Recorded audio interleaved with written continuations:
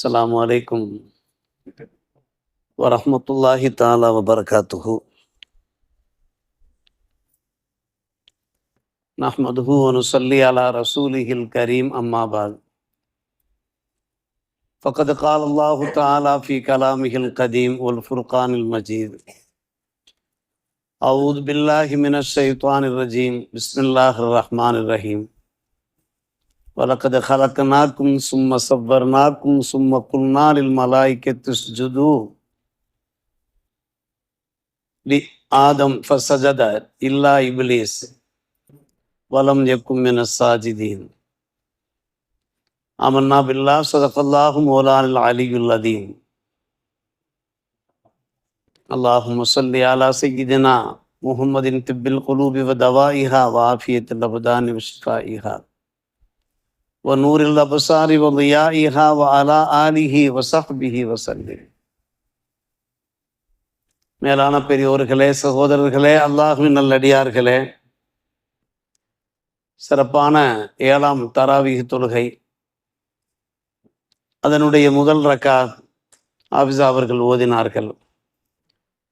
உங்களை நாம் படைத்தோம், உங்களுக்கு அழகிய உருவங்களை தந்தோம், மலக்குமார்களை பார்த்து நாம் உரைத்தோம், நீங்கள் ஆதம் நபிக்கு சஜதா செய்யுங்கள் என்று. மலக்குமார்கள் ஃபஸஜது சஜதா செய்தார்கள், இல்லா இப்லீஸ்.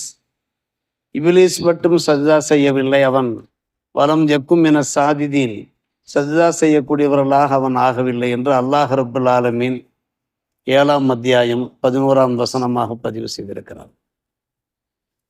சஜ்தா அது மிக முக்கியமான ஒரு விஷயம். அல்லாஹுக்கு சஜ்தா செய்வது என்பது பாக்கியம் பொருந்திய விஷயம். முதல் ரக்காத்திலே இந்த வசனம் ஓதப்பட்ட நிலைமையில, கடைசி ரக்காத்திலே ஆயத்து சஜ்தா சஜ்தாவினுடைய ஓதப்பட்டு அல்லாஹுடைய மகத்தான கிருபையினாலே நாம் சஜ்தா செய்திருக்கிறோம். அந்த பாக்கியத்தை அல்லாஹ் ரப்புல் ஆலமீன் நமக்கு அளித்திருக்கிறான்.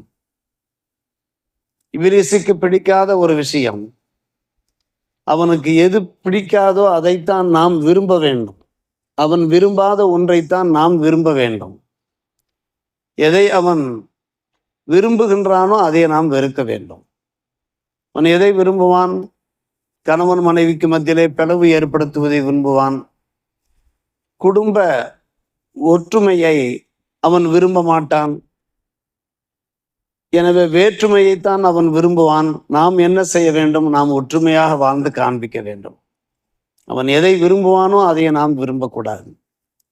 எதை வெறுப்பானோ அதை நாம் விரும்ப வேண்டும். ஐவேளை தொழுவது என்பது அவனுக்கு பிடிக்காது. நாம் சஜ்தா செய்வது என்பது அவனுக்கு சுத்தமாக பிடிக்காது. எனவேதான் ஒரு ஹதீஸில் வருகிறது, அருமை சகோதரர்களே, பெரியவர்களே, இப்லீஸ் அவன் மக்கள் சஜ்தா செய்ததை பார்த்து வெறுண்டோடுகின்றான், விலகி போகிறான். இதோ இன்றைக்கு சஜ்தாவுடைய ஆயத்து ஓதப்பட்டு நாம் சஜ்தா செய்தோம் அல்லவா? ஒரு இப்னு ஆதம் சஜ்தாவினுடைய ஆயத்தை ஓதி அவர் சஜ்தா செய்கிற போது அவன் கதறுகிறானாம், அழுகிறானாம். யா வயலத்தி, எனக்கு ஏற்பட்ட கேட. உமிர இப்னு ஆதம் பிஸ்ஸுஜூத் ஃபஸஜத். இப்னு ஆதம் சஜ்தா செய்யும்படி அவன் பணிக்கப்பட்டான், உத்தரவிடப்பட்டான். ஆனால் அவன் சஜ்தா செய்கிறான். ஆனால் நானும் உத்தரவிடப்பட்டேன், நான் சஜ்தா செய்யவில்லை. அவனுக்கு சுவனம் கிடைக்கிறதே, ஃபலகுல் ஜன்னா வலியன்னார், எனக்கு நான் நரகம் அல்லவா, நான் நரகத்திற்கல்லவா செல்ல போகிறேன் என்று அவன் அழுது கொண்டே ஓடுகிறானாம். இன்றைக்கும் ஓடி இருப்பான் அன்பான பெருமக்களே. ஒவ்வொரு முறையும் சஜ்தாவினுடைய ஆயத்து ஓதப்பட்டு நாம் உடனடியாக சஜ்தா செய்கிற போது அதை அவனால் தாங்கிக் கொள்ள முடியவில்லை. நம்மை விட்டும் வெகு தூரமாக அவன் விலகி ஓடுகிறான் என்று ஹதீஸ் ஷரீஃபிலே பார்க்கிறோம். சஜ்தாவுடைய மகத்துவத்தை நாம் புரிந்து கொள்ள வேண்டும். நம்முடைய வாழ்நாளிலே நாம் அதிகம் தொழக்கூடியவர்களாக இருக்க வேண்டும், அதிகம் சிரஷ்டாங்கம் சஜ்தா செய்யக்கூடியவர்களாக இருக்க வேண்டும். இந்த இன்சான் உடம்பு, இந்த இன்சான் உடம்பிலே 7 உறுப்புகள். இந்த 7 உறுப்புகளும் சஜ்தாவின் போது அல்லாஹுக்கு பணிகின்றன. 7 உறுப்புகளும் நம்முடைய முகத்தில் இருக்கக்கூடிய நெற்றி, மூக்கு, 2 கைகள், 2 முழங்கால்கள், 2 கால்கள், எல்லாம் பதிகின்றன. உடம்பில எந்தெந்த உறுப்புகள் முக்கியமான உறுப்புகளோ அந்த உறுப்புகள் எல்லாம் அல்லாஹ்வுடைய சமூகத்திலே கூனி குறுகியவாறு பணிகின்றன. சஜ்தா என்பது பணிவினுடைய ஒரு உச்சமாக இருக்கிறது. மரியாதையினுடைய ஒரு மிகப்பெரிய ஒரு உயர்ந்த ஸ்தானமாக இருக்கிறது. அல்லாஹுக்கு நாம் செய்கின்ற ஒரு மரியாதை. காலமெல்லாம் நாம் அல்லாஹுக்கு அதிகம் சஜ்தா செய்யக்கூடியவர்களாக வாழ வேண்டும்.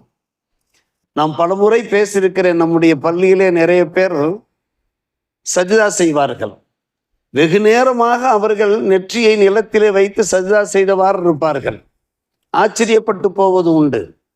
ஆயிஷா ரலியல்லாஹு அன்ஹா அவர்கள் ஒரு முறை பெருமானார் ரசூலே கரீம் ஸல்லல்லாஹு அலைஹி அவர்களை தடவி பார்த்தார் என்று பார்க்கிறோம். நீண்ட நெடிய நேரம் பெருமானார் ரசூலே கரீம் ஸல்லல்லாஹு அலைஹி சஜ்தாவில் இருக்கிறார்கள். கொஞ்சம் கூட அசைவு தெரியவில்லை, ஹரக்கத்து தெரியவில்லை. என்ன ஆனதோ ஏது ஆனதோ என்று ஆயிஷா ரலியல்லாஹு அன்ஹா அவர்கள் பதறி போய் தடவி பார்த்தார்களாம். அப்போதான் உடம்பு லேசாக அசைந்ததாக நாம் ஹதீஸ் ஷரீஃபிலே பார்க்கிறோம். சஜ்தா என்பது அருமை சகோதரர்களே மிகப்பெரிய பாக்கியம். அது தக்வாவுனுடைய ஒரு அடையாளமாக இருக்கிறது. தக்வாவுனுடைய ஒரு அடையாளமாக இருக்கிறது.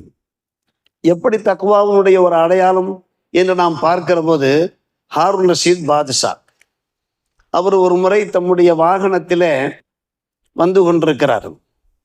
ஒரு யகூதி, ஒரு யூதர் அவரை பார்த்து சொல்லுகிறார். யாரை பார்த்து சொல்லுகிறார்? ஹாரூன் ரஷீத் பாட்ஷா. அவர் ஒரு சிறந்த பாட்ஷா. இத்தக்கில்லாக, அல்லாஹ்வை நீ பயந்து கொள் என்று சொல்லுகிறார். யாரை பார்த்து சொல்லுவது? ஒரு யகூதி ஒரு மன்னரை பார்த்து, நீதி வலுவாத ஒரு மன்னரை பார்த்து நீ இத்தக்கில்லாக.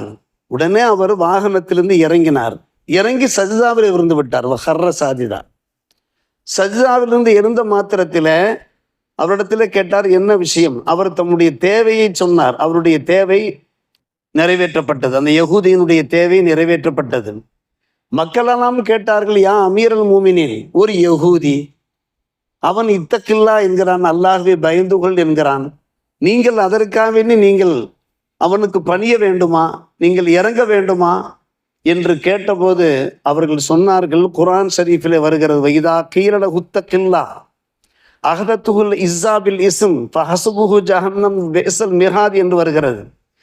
ஒரு முஸ்லிமை பார்த்து அல்லாஹ்வை நீ பயந்து கொள் என்று சொன்னால் உடனே அவர் அரைகுறை முஸ்லிமாக இருக்கிற காரணத்தினாலே அவருக்கு ஒரு ஆணவம் ஏற்படுகிறது. இத்தக்கில்லா என்று எப்படி சொல்ல போயிட்டு நம்மை பார்த்து அல்லாஹ்வை பயந்து கொள் என்று.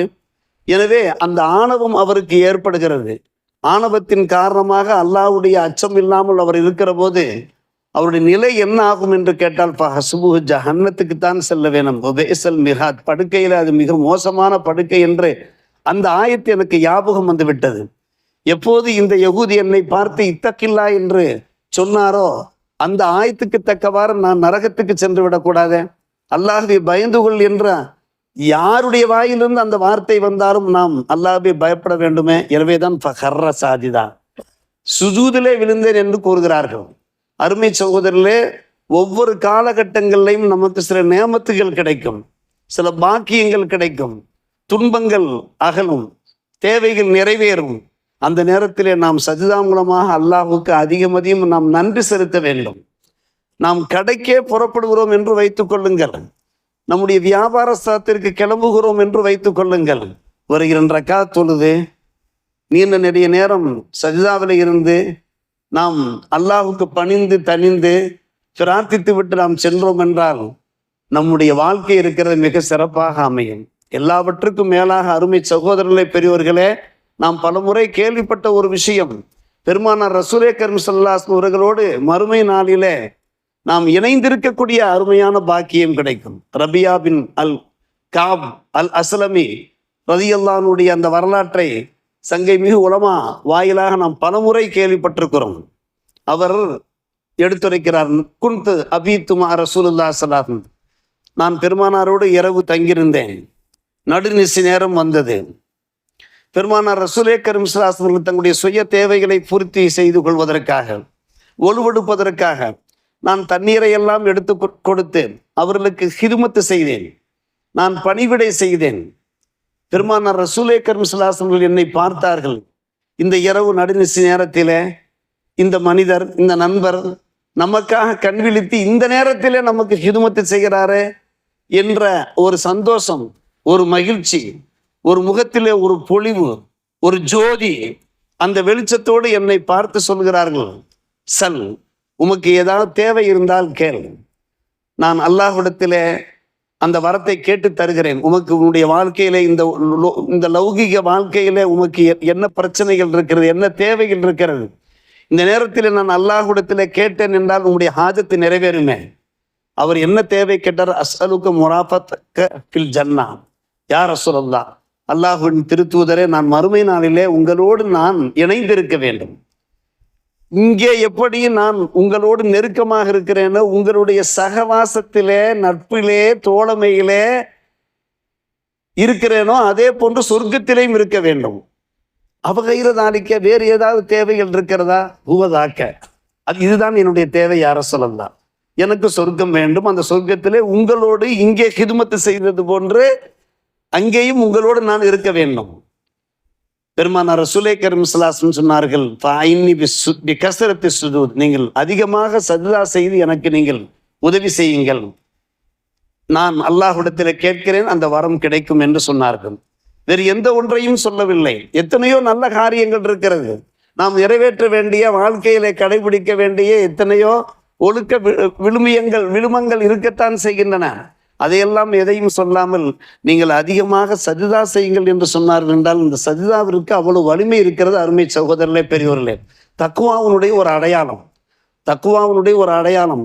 உமர் இப்னு கத்தாப் ரலியல்லாஹு அன்ஹு அவர்களை பார்த்து ஒரு மனிதர் சொன்னார், இத்தக்கில்லா, அல்லாஹ்வை பயந்து கொள் என்று சொன்னார். நன்கு கவனிக்க வேண்டும். அவையோரெல்லாம் கேட்டார்கள், அங்கே பாதுல் ஹாதிரின் கேட்டார்கள், நீ யாரை பார்த்து என்ன சொல்லி கொண்டிருக்கிறாய்? உமரை விட அல்லாஹ்வுடைய அச்சம் நிறைந்தவர் எவர் எவர் எவர் இருக்க முடியும்? அவரை பார்த்தே நீ இத்தக்கில்லா, அல்லாஹ்வை நீ பயந்து கொள் என்று நீ கூறுகிறாயே. நாம் ஒருபோதும் எரிச்சல் படக்கூடாது. நம்மை பார்த்து யாராவது ஒருவர் சொல்லுகிறார், அல்லாஹ்வை பயந்து வாழணும், அல்லாஹ்வை அஞ்சி வாழணும் என்று நம்மை பார்த்து சொன்னால் நாம் சந்தோஷப்பட வேண்டும். ஆகா, நமக்கு நல்ல ஒரு ஆலோசனை கிடைக்கிறது, நல்ல ஒரு வழிகாட்டுதல் கிடைக்கிறது, நல்ல ஒரு அறிவுரை கிடைக்கிறது, நாம் சந்தோஷப்பட வேண்டும். உமர் இப்னு கத்தாப் ரலியல்லாஹு அன்ஹு அவர்களை பார்த்து ஒரு நண்பர் இப்படி சொன்ன உடனே சில நண்பர்கள் கேட்டார்கள், யாரை பார்த்தப்பா நீ இந்த வார்த்தையை சொல்லுகிறாய் என்று. அப்போது உமர் இப்னு கத்தாப் ரலியல்லாஹு அன்ஹு அவர்கள் என்ன சொன்னார்கள் தெரியுமா? நீங்கள் நல்லா கவனிக்க வேண்டும். நீங்கள் என்னை பார்த்து இவ்வாறு சொல்லாவிட்டால் உங்களுக்கு எந்த ஒரு நன்மையும் கிடையாது, உங்களில் எந்த ஒரு கயிறும் கிடைக்காது. நான் இதை செவிமடுத்து கேட்காவிட்டால் எனக்கு எந்த ஒரு கயிறும் கிடையாது என்று சொன்னார்கள். நீங்கள் என்னை பார்த்து சொல்ல வேண்டும், இத்தக்கில்லா இத்தக்கில்லா இத்தக்கில்லா என்று சொன்னால்தான் உங்களுக்கு நல்லது. யாரை பார்த்து சொல்கிறார்கள்? மக்களை பார்த்து சொல்கிறார்கள். நான் அதை செவிதாழ்த்தி கேட்டு நான் அல்லாஹ்வை பயந்து வாழ்ந்தால்தான் எனக்கு நல்லது என்று ஒரு அமீருல் மூமினின், ஒரு ஹலீஃபா சொல்கிறார்கள். அருமை சகோதரர்களே, பெரியவர்களே, சொன்னதோடு நில்லாமல் அவர்கள் சொல்லுகிறார்கள், என் மூலமாக ஏதாவது தவறு நிகழுமானால், மன் ரஆ மின்கும் ஃபிய்ய இவிஜாஜன் ஃபல்யுகவ்விமுஹு, என்னுடைய செயல்பாட்டிலே, என்னுடைய இந்த இமாரத்திலே, என்னுடைய இந்த நிர்வாகத்திலே ஏதாவது தப்பு தவறு நடக்குமானால், நான் ஏதாவது குற்றம் குறைகளில் ஈடுபட்டு விட்டேன் என்றால் அதை நீங்கள் சரி செய்ய வேண்டும் என்று கூறுகிறார்கள். என்னுடைய குறைகளை நீங்கள் சரி செய்ய வேண்டும், என்னுடைய தவறுகளை நீங்கள் சரி செய்ய வேண்டும், என்னுடைய நிறைகளை மட்டும் நீங்கள் பார்க்கக்கூடாது. என்னிடத்தில் ஏதாவது குறைகள் வெளிப்படுமானால் அந்த குறைகளையும் நீங்கள் தக்குவியும் நீங்கள் நிவர்த்திக்க வேண்டும், சரி செய்ய வேண்டும் என்று சொன்னபோது ஒரு ஆராபி எழுந்தார், நாங்கள் உங்களிடத்தில் குறையை பார்த்தோம் என்றால், நாங்கள் லவ் ரஅய்னா ஃபீக்கும் இபிஜாஜா நுகவ்விமுஹு பிசுயூஃபினா என்று சொன்னார்கள். குறையை பார்த்தோம் என்றால் எங்களுடைய வாய் பேசாது, எங்களுடைய வாழ் பேசும் என்று சொன்னார். ஒரு ஆராபி கூறுகிறார், எங்களுடைய வாய் பேசாது, எங்களுடைய வாழ் நீங்கள் அமீருல் மூமினாக இருக்கிறீர்கள் என்பதற்காக வேண்டி நீங்கள் ஏதாவது தவறு செய்து விட்டால், ஒரு கோணல் மாணலான வாழ்க்கையில் நீங்கள் ஈடுபட்டீர்கள் என்றால் அதை நாங்கள் கண்டும் காணாமல் இருப்போம் என்று நீங்கள் நினைக்க வேண்டாம். ஒரு அமீர் மூமினை பார்த்து பேசுகிறார்கள், எங்களுடைய வாய் பேசாது, எங்களுடைய வாழ் பேசும் என்று சொன்னபோது அந்த பேச்சை பாருங்கள், உரையாடலை பாருங்கள். அப்போது உமர் இப்னு கத்தாப் ரலியல்லாஹு அன்ஹு அதற்கு என்ன பதில் சொல்கிறார்கள்? அல்ஹம்துலில்லாஹி அல்லதி, அல்ஹம்துலில்லாஹி அல்லதி ஜஅல ஃபீ உம்மத்தி முஹம்மதின் ஸல்லல்லாஹு அலைஹி வஸல்லம் மையு கவ்விமு உமர. அந்த அல்லாஹ்வுக்கே எல்லா புகழும். இந்த உம்மத்திலே அல்லாஹ் இப்படி சில பேரை நியமனம் செய்திருக்கிறானே, உமர் தவறு செய்து விட்டால் அந்த உமரை சரி செய்வதற்கு, அந்த உமரை சீர்திருத்துவதற்கு, உமரை நல்வழிப்படுத்துவதற்கு என்று ஒரு சில பேரை அல்லாஹ் நியமனம் செய்திருக்கிறானே, அந்த அல்லாஹ்வுக்கே எல்லா புகழும் என்று சொல்கிறார். அருமை சகோதரர்களை பெறுவது, இதெல்லாம் தக்குவாவுடைய ஒரு அடையாளம். சுஜூது என்பதும் கூட தக்குவாவுடைய அடையாளம். எந்த அளவுக்கு நாம் வணக்க வழிபாடுகளில் நாம் ஈடுபடுகிறோமோ கண்டிப்பாக தக்குவா ஏற்படும். எனவேதான் இயன்ற மட்டும் நாம் பெருமானார் ரசூலே கரீம் ஸல்லல்லாஹு அலைஹி அவர்களை பார்த்து அல்லாஹ் பேசுகிறான், ஃபஸப்பி பிஹம்திக வகும் மினஸ் சாஜிதீன் என்கிறான். நீங்கள் அல்லாஹ்வை அதிகம் தஸ்பீஹ் செய்யுங்கள், நீங்கள் சஜ்தா செய்யக்கூடியவர்கள். வல்லதீன யபீதூன லிரப்பிஹிம் சுஜ்ஜதன் வ கியாமா. இபாதுர் ரஹ்மான், ரஹ்மானுடைய அடியார்களை பற்றி அல்லாஹ் நமக்கு விளம்பரம் எடுத்துரைக்கின்ற போது, அவர்களை பற்றி அடையாளங்களை எடுத்துரைக்கிற போது, அவர்கள் இரவு நேரம் பகல் நேரம் என்று பார்க்காமல் எந்நேரமும் அவர்கள் சஜ்தாவிலே கிடப்பார்கள். வல்லதின யபீதூன லிரப்பிஹிம் சுஜ்ஜதன் வ கியாமா. எனவே எந்த அளவுக்கு நாம் சஜ்தா செய்ய முடியுமோ, அபூ தர்தா ரலியல்லாஹு அன்ஹு அவர்கள் கூறுவார்கள், 3 விஷயங்கள் மட்டும் இல்லாவிட்டால் இந்த உலகத்திலே வாழவே எனக்கு பிடிக்கவில்லை. அந்த முதலாவது விஷயம் என்ன? சரியான கோடை காலத்திலேயும் கூட அல்லாமல் நான் நோன்பு நோற்பது. 2வது விஷயம் என்ன? கஸ்ரத்து சுஜூதி ஃபில் லைல், இரவு நேரத்திலே நான் என்ன செய்வது? அதிகமாக சஜ்தா செய்வது. 3ஆம் விஷயம் என்ன? முஜாரசத்து கௌமின் சாலிஹின, நல்லோர்களை பார்த்தால் அந்த நல்லோர்களோடு நெருங்கி அவர்கள் என்ன நல்ல விஷயங்கள் சொல்லுகிறார்கள், நல்ல யோசனைகள் சொல்கிறார்கள், வழிகாட்டுதல்கள் சொல்லுகிறார்கள் என்பதை கவனிப்பது. இந்த 3 பாக்கியங்கள் மட்டும் இல்லாவிட்டால் இந்த உலகத்தில் வாழ்வதிலேயே ஒரு புண்ணியமில்லை என்று அபூ தர்தா ரலியல்லாஹு அன்ஹு அவர்கள் கூறுகிறார்கள் என்றால், அன்பு சகோதரர்களே, பெரியோர்களே, இன்றைக்கு சஜ்தாவுடைய மகத்துவத்தை புரிய வைக்கின்ற பல்வேறுபட்ட வசனங்களை ஹாஃபிஸ் அவர்கள் ஓதி காண்பிக்கிறார்கள். வாழ்நாளெல்லாம் நாம் மட்டுமல்ல, நம்முடைய குடும்பத்தினர், உற்றார் சுற்றார் தொழ வேண்டும், அதிகமாக சஜ்தா செய்ய வேண்டும், அதன் மூலமாக ஏக இறைவனை நெருங்க வேண்டும். குறிப்பாக இந்த புனித ரமதானிலே 20 ரக்காத் தொழுகிறோம், கியாமுல் லைலில் நாம் ஈடுபட போகிறோம், ஐவேளை தொழுகிறோம், இஷ்ராக்கு தொழுகிறோம், லுஹா தொழுகிறோம். இது போன்ற வணக்கங்களை எத்தனை சஜ்தாக்கள் இருக்கிறது. நிச்சயமாக அல்லாஹ்வுடைய திருப்பொருத்தம் நமக்கு கிடைக்கும். நாம் நம்புவோம். வல்ல ரஹ்மான் நல்லோர் புரிவான். வாஹிர் தாவானா அல்ஹம்துலில்லாஹி ரப்பில் ஆலமீன். அஸ்ஸலாமு அலைக்கும் வரஹ்மத்துல்லாஹி வபரகாத்துஹு.